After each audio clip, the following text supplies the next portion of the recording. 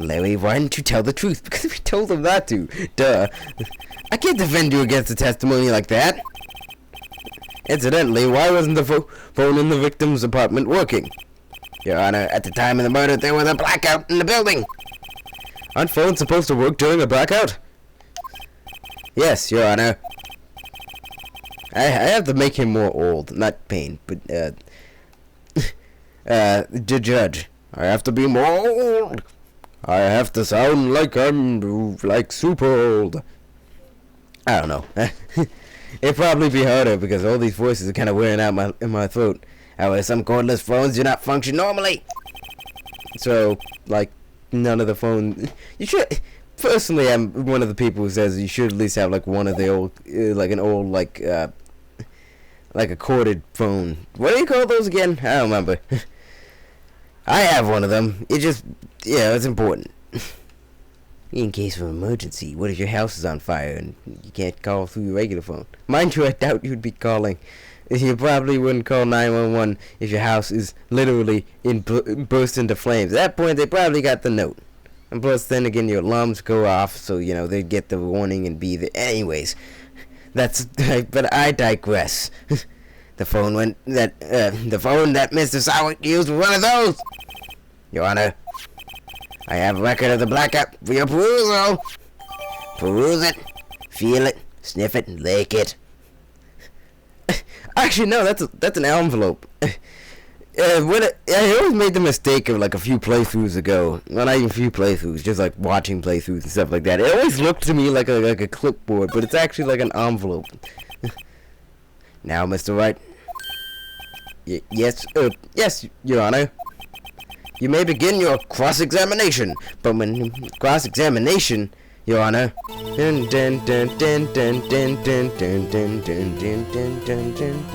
Alright, right, this is it, the real deal. What exactly am I supposed to do? Why, you exposed the lies in the testimony that the witness just gave. Lies? What? He was lying? Your client is innocent, right? Then that witness must have lied in his testimony. Or is your client really guilty? How do I prove he's not? You hold the key. It's in the evidence. Compare the witness testimony to the evidence at hand. There's bound to be a contradiction in there. First, find the contradiction between the court record and the witness's testimony. Then, once you've found the contradicting evidence, present it and rub it in the witness's face. Okay. Let me try that again. Okay. That was still not right. Jesus. Touch the court record button and point out contradictions in the testimony. Shh. Dun dun dun dun.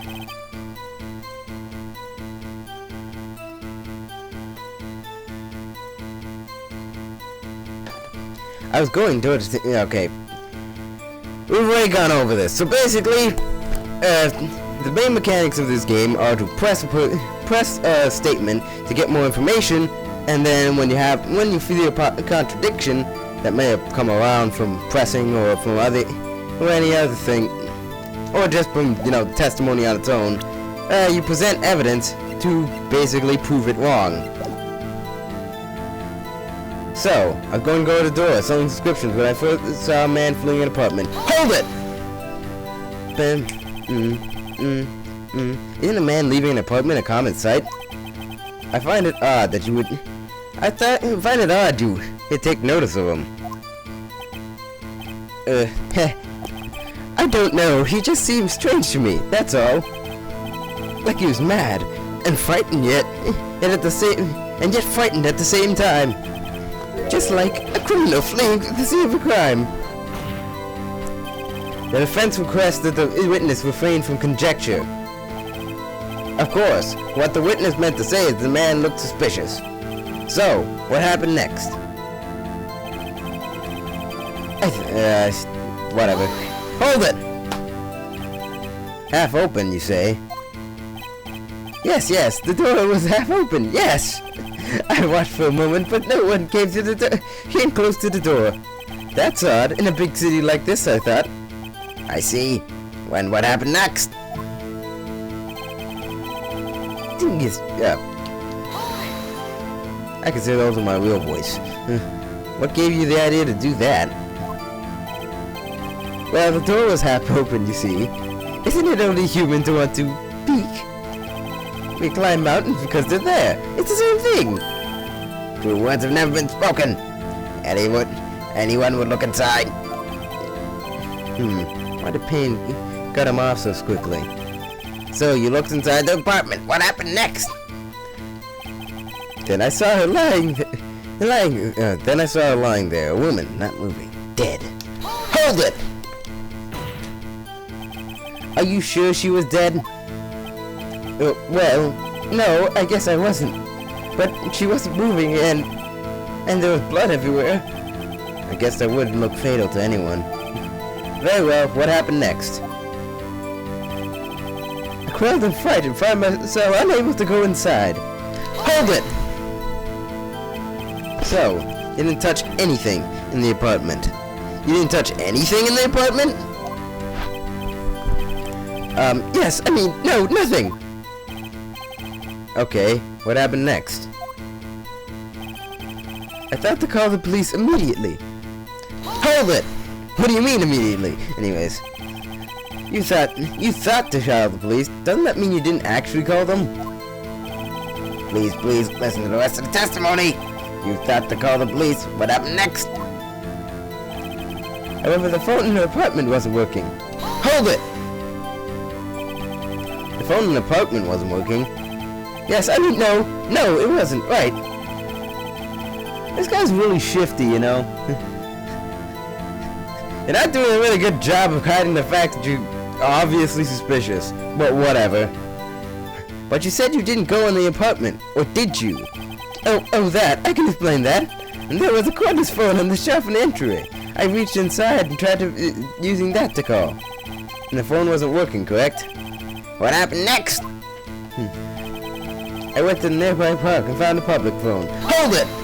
I'm only pressing all those statements because there's a lot of actually pretty awesome dialogue in this game. Not in the first case so much, though. So, I have to study up on the script of these games and see if I can find if there's anything particularly worth pressing. Why use a public phone? Later games, though. Well, you see, I don't have a cell phone. And being in the middle of the afternoon, there's no one to answer my apartment. Why wouldn't you have a cell phone? Ah, right. Well, what time did you call again? I remember the time exactly. It was 1 p.m. Was it now? Cause I gotta hear an autopsy report saying the time of death was 4 p.m. to 5 p.m. Meaning you're full of crap. That was really cheesy. I shouldn't have said it that way. You're full of it, I should have said. Anyways, you found the body at 1 p.m. You're sure? Yes, it was 1 p.m. for certain. Frankly, I find that hard to believe. Your statement directly contradicts the autopsy report. The autopsy report notes the time of death is sometime after 4 p.m. There's no body to find at 1 p.m. How do you explain this 3-hour gap?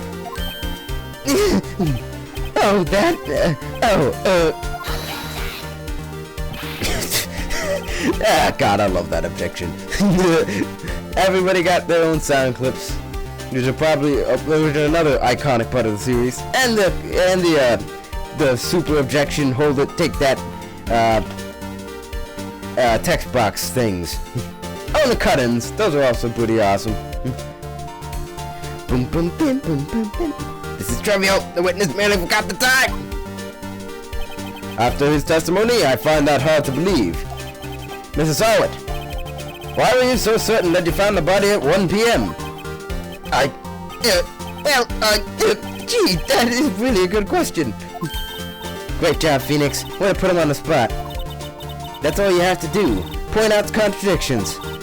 Lies always begot more lies. See through one, and the whole story falls apart. Wait! I remember now! Would you care to give me your testimony again? I shouldn't have said that so fast. I gotta work on this.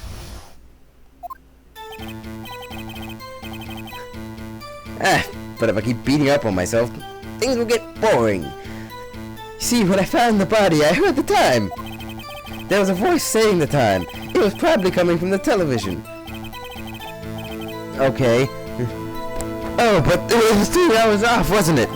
I guess the victim must have been watching a video or a tape program. That's why I thought it was 1 p.m. Terribly sorry about the misunderstanding.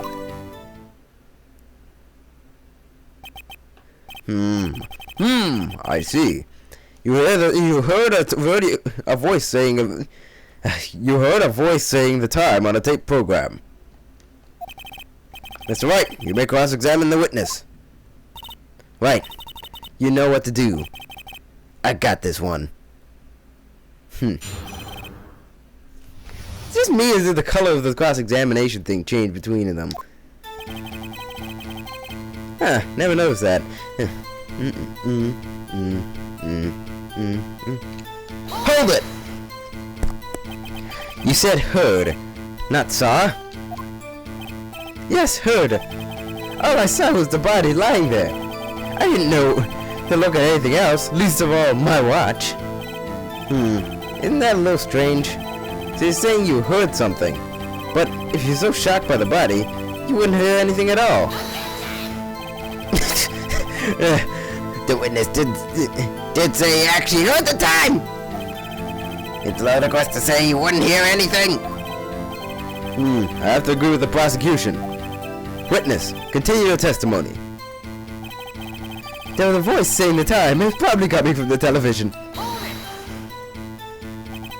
Are you sure it was a television and not a radio? Well, no, I guess it might have been a radio. Incidentally, there was no radio on the premises. There's only one large television. Right. Right. Yeah. Right. Right. I can't put my finger on it, but something about this seems fishy. Something about hearing the television. Screw it. I'm just gonna present the contradiction. There's a blackout record here saying that there's a blackout record saying that the power has been out since noon to 6 p.m. So basically, even if you couldn't have heard the television, even if you tried. Objection! Hold it right there. The prosecution has said there was a blackout at the time. Hold it right there. Anyways, the prosecution has said that there was a blackout at the time of the discovery. And this record proves it. You couldn't have heard a television or a video.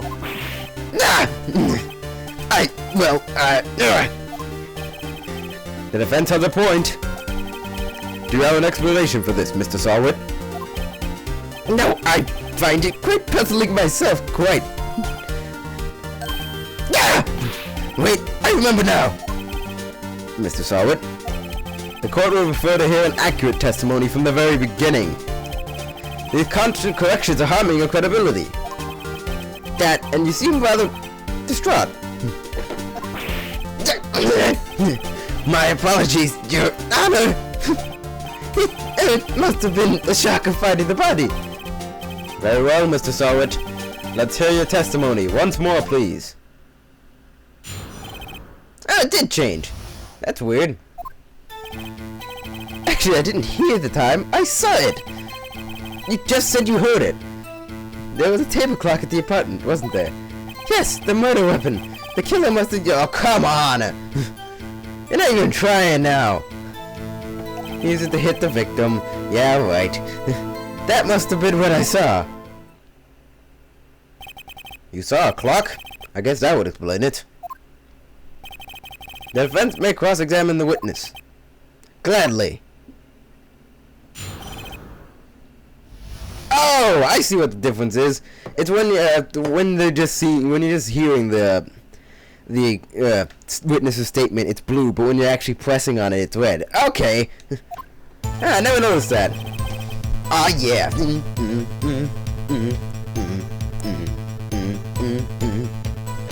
Actually, I didn't hear the time, I saw it. Hold it! That struck me as a very suspicious mistake. Yes, I can see how you'd be a little doubtful. I'm really sorry. I only just remember that it was a table clock. A table clock?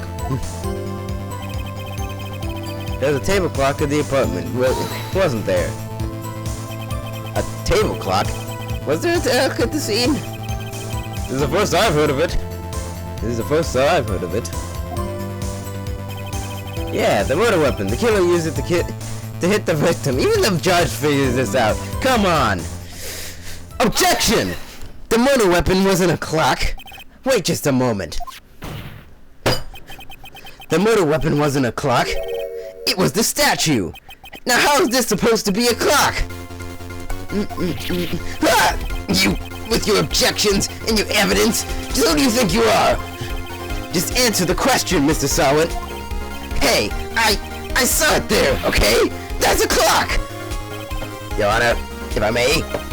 Yes, Mr. Payne? As the witness stated, the statue is indeed a clock. The neck is a switch, you just tilt it and it says the time out loud. As it didn't look like a clock, I submitted it as a statue. My apologies. I see. So the murder weapon was a table clock after all. Well, Mr. Wright, it appears that the witness' testimony was correct. This is a clock. Do you have any problems with this testimony yet? Just now. Of course I do! Your Honor, there was a gaping hole in the witness's testimony. The only way he could have known the weapon was a clock is to hold it in his hand. Yet the witness testified that he never entered the apartment. Clearly a contradiction. Indeed. The witness knew this was a clock because he went into the apartment. You're lying! You were inside the apartment on the day of the murder! Oh yeah? Prove it! Prove I went in there! I'll do better than that. I can prove you're the one who killed her. You struck her with the clock, and the shock of the blow triggered the clock's voice. That was the sound you heard. God damn, he's short. Jesus! Order in the court! Intriguing. Please continue, Mr. Wright. Yes, Your Honor.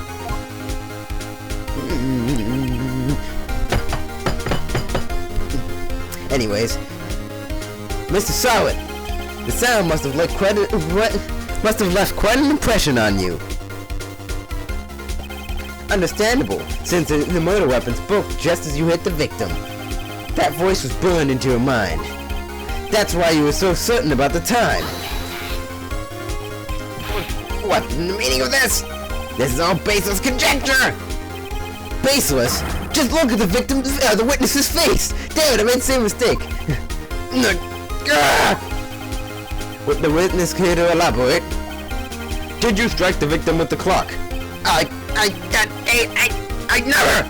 Look, the clock, I heard, no, I mean, I saw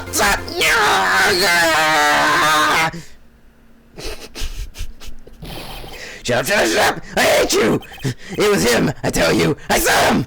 He killed her, and he should burn! Burn! Give him death! Order in the court. His voice is probably the easiest for me to do. Here's in Phoenix. Your Honor, a moment, please. There isn't a shred of evidence supporting the defense's claim. Mr. Wright. Your Honor. You claim the sound the witness heard came from the clock. Do you have any evidence? The whole case is riding on this. I better think it through carefully. Yes, Your Honor. The sound Mr. Sahwit heard was definitely this clock. A fact in which is clear if you simply, well, try sounding the clock.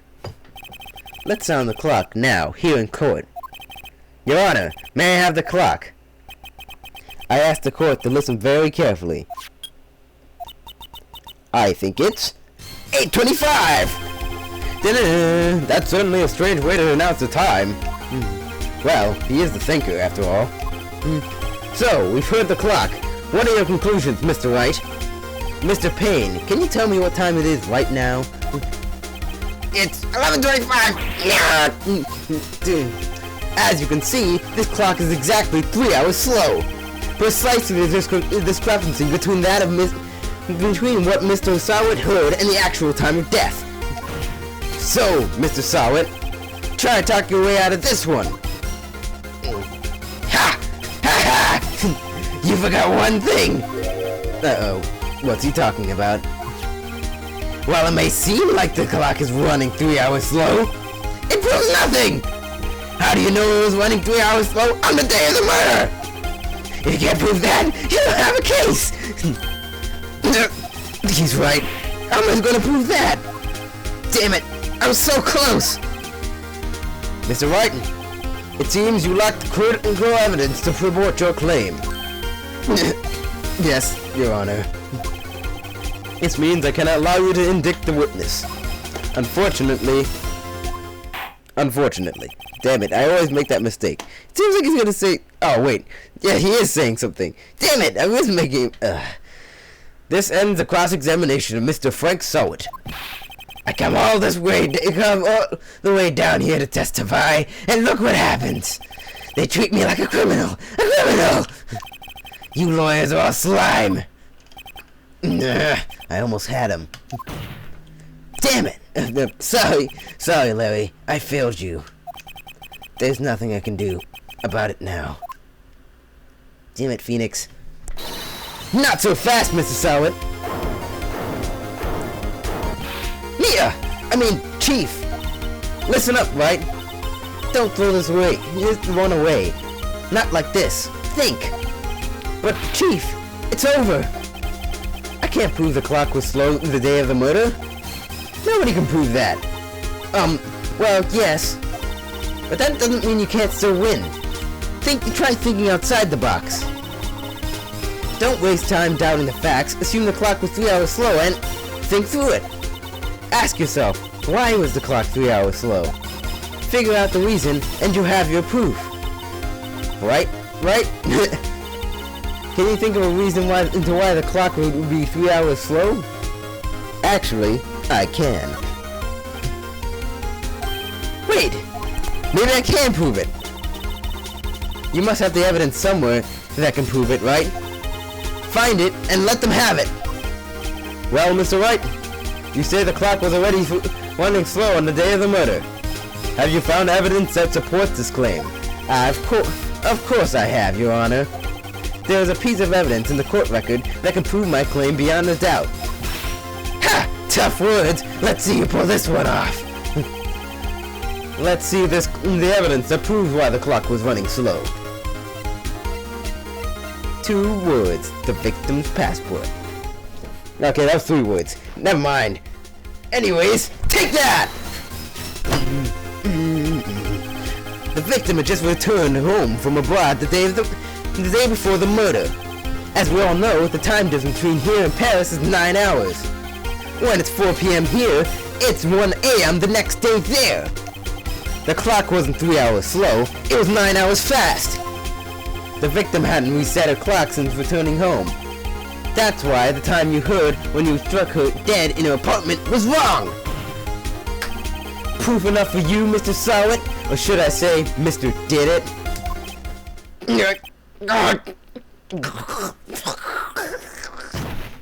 Jesus! It's easy. Okay, alright. I guess we're just gonna move on. Order, I say! Whew.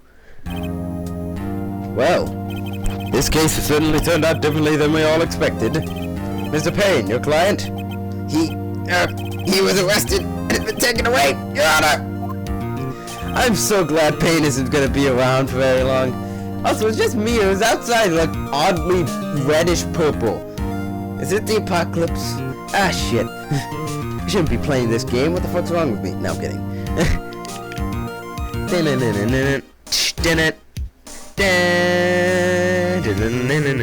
Very well. Mr. Wright? Yes, Your Honor? I have to say, I'm impressed. I I didn't think I've ever seen somebody complete a defense so quickly. And find the true culprit at the same time. Thank you, Your Honor. At this point, this is only a formality, but the court finds the defendant, Mr. Larry Butts. Yay! Confetti! Yay! And with that, the court is adjourned. It turns out that Frank Sahwit was just a common burglar. He posed as a newspaper salesman to check and see when people were out of the house. That day, when Larry went to her apartment, the victim wasn't home. After he left, Mr. Sahwit let himself in to do his dirty work. While he was searching her place, the victim returned. Flustered, Mr. Sahwit grabbed the nearest blunt object he could find, and he killed her.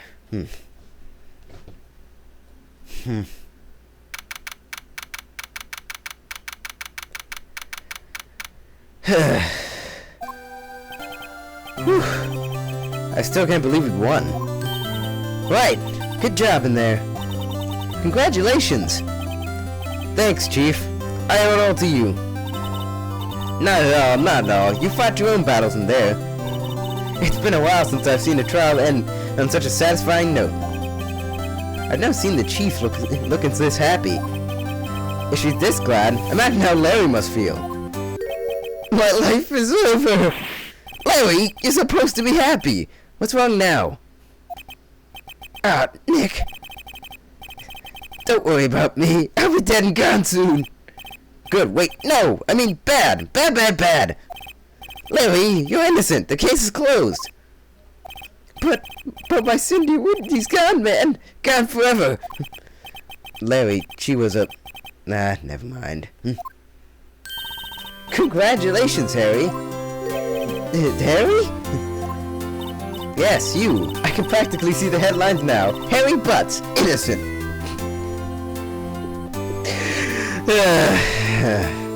Damn it. Thanks. I really owe you one. I won't forget this, ever! Let's celebrate! Dinner, movie, my treat? Oh no, I couldn't. Hey, I was the one who got you off the hook. Oh hey! Here, take this! It's a present! A present? For me? Wait, wasn't this the evidence that... Actually, I made this clock for her. I made one for her and one for me. Really? You made this? Well, thank you. I'll keep it as a memento. Yo, Nick. Can you believe it? I was so into that chick. And she was just playing me for a fool. Doesn't that make you just want to cry? Larry. Are you so sure? Excuse me? Seriously, Larry? I think she thought quite a lot of you, in her own way. Nah, you don't gotta sympathize with me. It's okay. Oh, I'm not just sympathizing, really. Isn't that right, Wright? Don't you have something to show your friend? Something that proves how you felt about him? Huh? Oh, yeah, right. What the heck is she talking about? For my Phoenix voice, I'm actually... Not the passport, it's the statue, but, for my Phoenix voice, I'm trying to imitate the Professor Layton vs. Phoenix Wright, voice, because I honestly think that's the best voice, T's had so far, but I haven't heard that voice in so long, I kinda lost it. Anyways, she's talking about the statue, because she brought it with him, she brought it with her to, Paris. Check this out, Larry. Proof positive you weren't just some chump to her. Huh? Where'd you get that clock? This is the clock you made for her, Larry. She took it with her when she traveled. She probably just needed a clock, that's all. You think so? It's a pretty heavy clock to take traveling. Well, make of it what you will. Hey, Nick. I'm glad I asked you to be my lawyer. Really, I am. Thanks. Hope that made him feel a little better. Right. I hope you see the importance of evidence now. Also, hopefully you realize things change depending on how you look at them. People, too. We never really know if our clients are guilty or innocent. All we can do is believe in them. And in order to believe in them, you have to believe in yourself. Right. Listen, learn, grow strong. Never let go of what you believe in. Never. Well, I think our work here is done. Shall we be off? Yeah, I guess so. Say, how about dinner? On me. We'll drink a toast to innocent butts. Yeah. Oh, speaking of Harry, you were saying part of why you became a lawyer was because of him. Yeah, part at least. You have to tell me more about it sometime. Maybe over drinks. Aw, man. Aw, shit, Felix. She's coming after you hard. Ah! Anyways, and so my first trial came to a close. Larry slapped me on the back and said, "Gee, Nick, it's good to have friends. But I'm pretty sure he's not gonna pay me. Unless you count the clock he gave Mia." I didn't know it then. But that clock was soon going to be at the center of another incident. And my promise to tell the chief about me and Larry would be one promise that I wouldn't be able to keep. The end. Whew!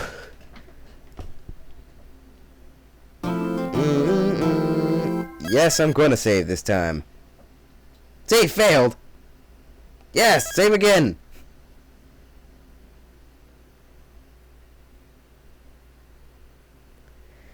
Alrighty then. I hope you guys enjoyed this case. This was actually the first case is actually one of the cases I just have a lot of favor to. I like that case a lot. Although it does have its flaws and it's not the best case in the series.